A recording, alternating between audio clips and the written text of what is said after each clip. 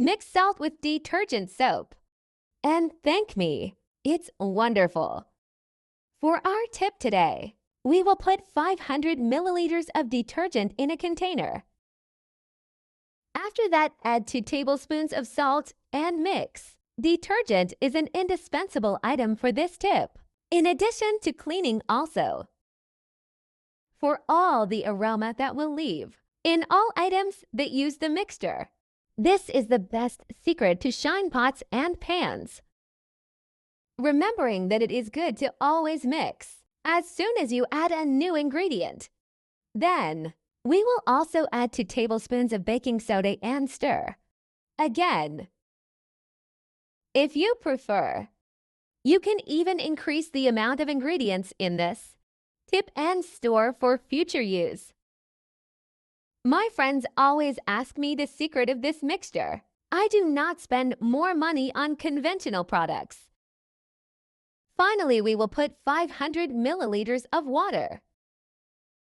There will be no more greasy pots in your home after you put this tip into practice.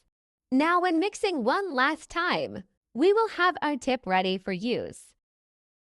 Only this amount is necessary for a thorough cleaning in your kitchen. To facilitate the application, I will put all the liquid in a bottle, equal to the detergent, also facilitating storage. Let's use a funnel to not waste our mixture. And before I forget, tell me which city you watch, so I can send you a big hug. Today's hug goes to Mariana Felix from Detroit. I'm glad you're enjoying our tips. I'm sure you have never used this mixture of ingredients, and it works perfectly for a complete cleaning in your home. This mixture is impressive. Only on contact with fat can easily remove, and it is only necessary to rub for the complete removal of stains. Salt acting together with detergent and baking soda can directly remove fats easily.